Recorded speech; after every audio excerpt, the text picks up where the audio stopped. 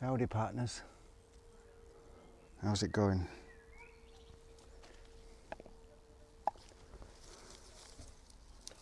So much rain this year, a lot of the cherries are a bit rotten, but we'll get the ones we can.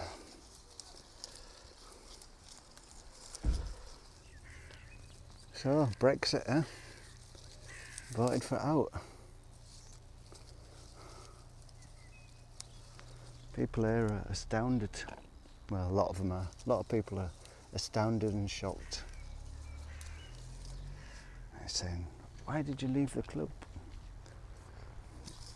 Have we done, is it so bad? Have we done it so wrong? And it's caused a lot of division.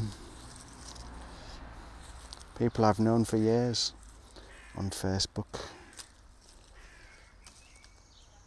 A lot of them seem to have one thought, which is,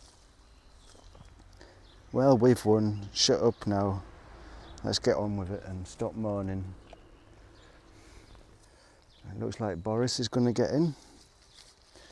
Boris Johnson, who's a very charismatic guy and always has a good Greek or Latin tag for things, but I wouldn't trust him as far as I could throw him. And the other day, Farage in the European Parliament, just insulting everybody.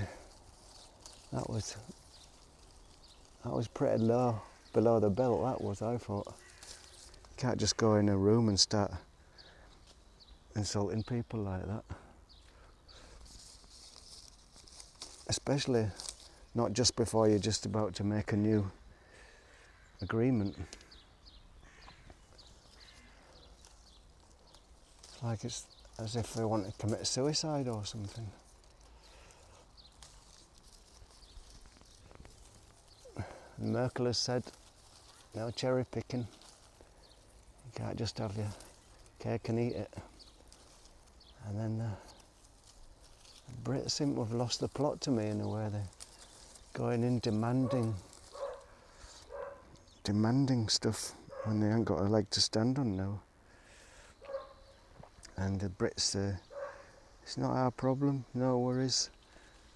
We buy much more from you, so it's in your interest to give us a good deal. Well, there might not be that much money about if they decide to move all the banking stuff to Frankfurt and Paris. Deutsche Bank, 9,000 people working in London. And they go and they take all the portfolios with them back to Frankfurt. And you ask yourself,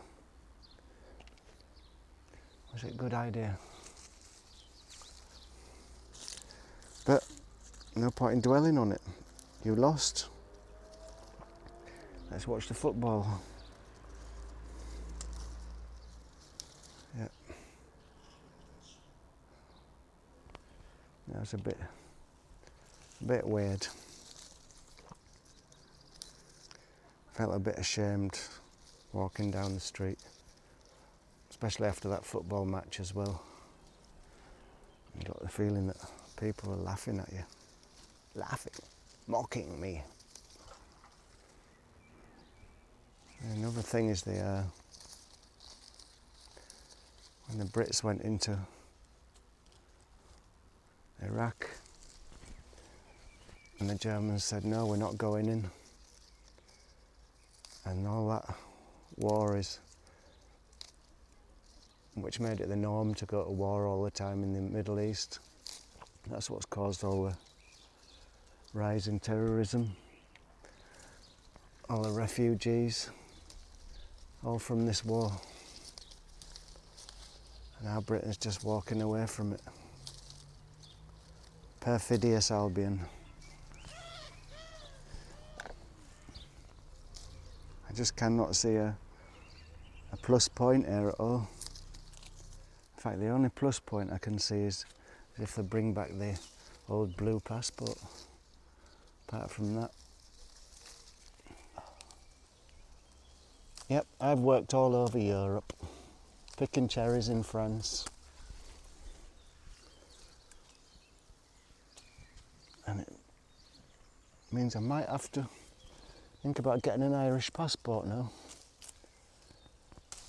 Dad's Irish, so it should be no problem. Yeah, this picture as well that people are putting forward of EU in Europe, it's like being in the US, in the USSR. Doesn't look so bad, does it? Have a cherry.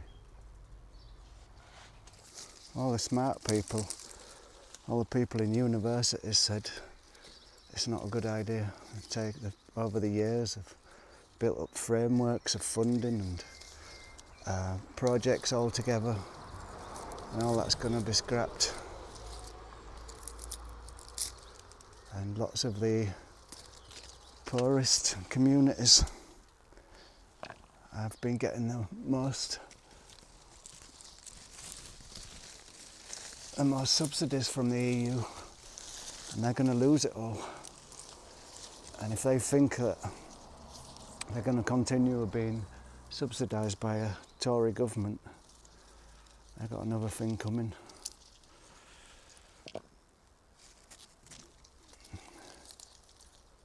So I don't know what's going to happen.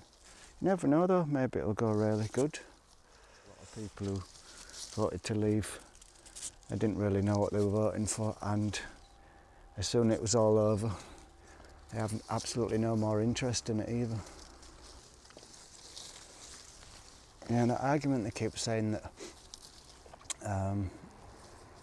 Europe needs Britain because Britain buys so much and doesn't buys so much from Europe but doesn't export so much. Is that a good thing? What's Britain going to export in the future? If its services are curtailed, insurance and banking and all that stuff, what are they going to sell? Tea towels? Union Jack tea towels? I don't think they'll be very popular. So that's me done for today with cherries. Have a great day.